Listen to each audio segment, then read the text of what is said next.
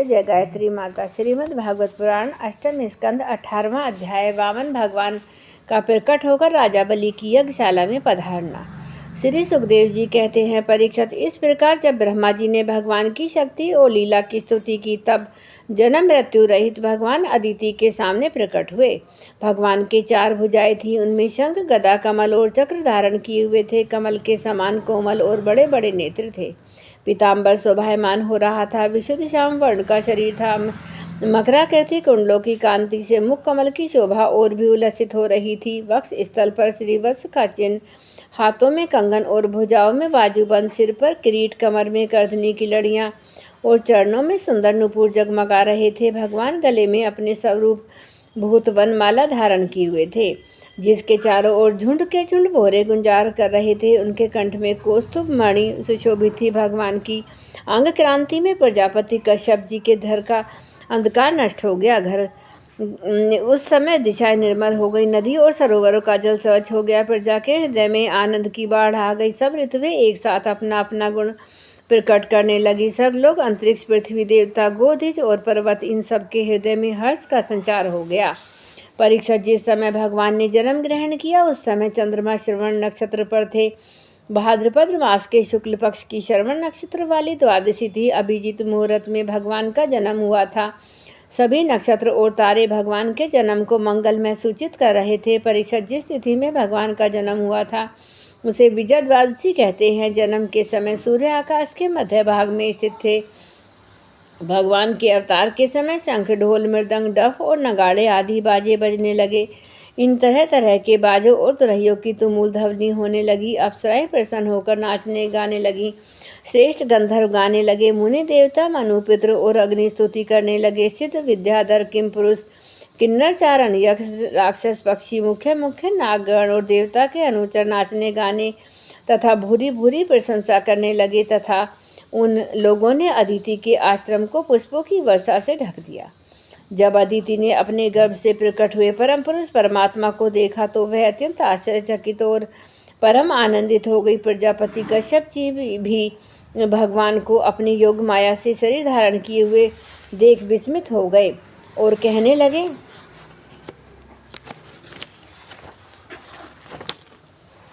जय हो जय हो।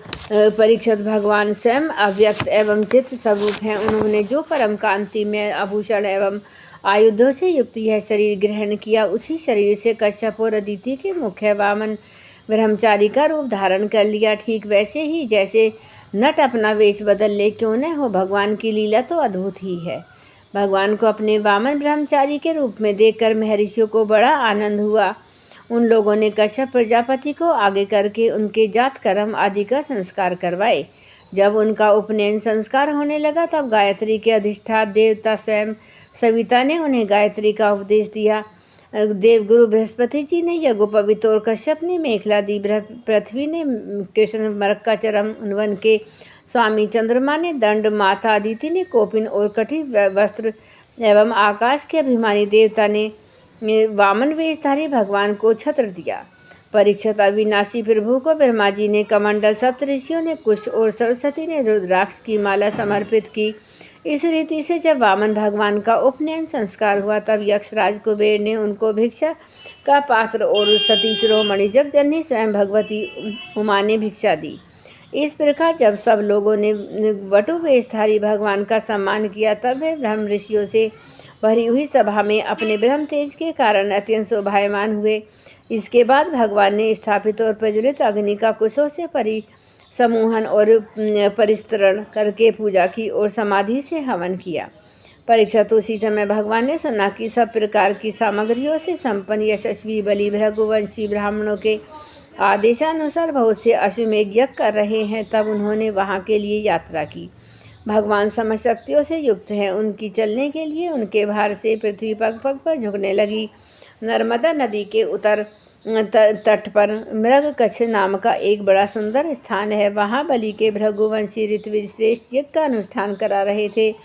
उन लोगों ने दूर से ही वामन भगवान को देखा, तो उन्हें ऐसा जान पड़ा मानो साक्षात सूर्यदेव उदय हो रहा हो। परीक्षित, कामन भगवान के तेज से ऋत्विज यजमान और सदस्य सब के सब निस्तेज हो गए। वे लोग सोचने लगे कि कहीं यज्ञ देखने के लिए सूर्य, अग्नि अथवा संत कुमार तो नहीं आ रहे हैं। भृगु के पुत्र शुक्राचार्य आदि अपने शिष्यों के साथ इसी प्रकार अनेकों कल्पनाएं कर रहे थे। उसी समय हाथ में छत्र, दंड, जल से भरा कमंडल लिए हुए वामन भगवान ने अश्वमेघ यज्ञ के मंडप में प्रवेश किया। वे कमर में मूंज की मेखला और गले में यज्ञोपवीत धारण किए हुए थे। बगल में मार्गचरम और सिर पर जटा थी। इस प्रकार बोने ब्राह्मण के वेश में अपनी माया से ब्रह्मचारी बने हुए भगवान ने जब उनके यज्ञ मंडप में प्रवेश किया, तब भृगुवंशी ब्राह्मण उन्हें देखकर अपने शिष्यों के साथ उनके तेज से प्रभावित एवं निष्प्रभ हो गए। वे सबके सब अग्नियों के साथ उठ खड़े हुए। उन्होंने वामन भगवान का स्वागत सत्कार किया। भगवान के लघु रूप के अनुरूप सारे अंग छोटे छोटे, बड़े ही मनोरम एवं दर्शनीय थे। उन्हें देखकर बलि को बड़ा आनंद हुआ और उन्होंने वामन भगवान को एक उत्तम आसन दिया। फिर स्वागत वाणी से उनका अभिनंदन करके पांव पखारे और संग रहित महापुरुषों को भी अत्यंत मनोहर लगने वाले वामन भगवान की पूजा की। भगवान के चरण कमलों का दोहन परम मंगलमय है। उससे जीवों के सारे पाप ताप धुल जाते हैं। स्वयं देवादिदेव चंद्रमौली भगवान शंकर ने अत्यंत भक्ति भाव से उसे अपने सिर पर धारण किया। आज वही चरणामृत धम के मर्मज्ञ राजा बलि को प्राप्त हुआ। उन्होंने बड़े प्रेम से उसे अपने मस्तक पर रखा। बलि ने कहा, ब्राह्मण कुमार, आप भले पधारे। आपको मैं नमस्कार करता हूँ। आज्ञा कीजिए, मैं आपकी क्या सेवा करूँ।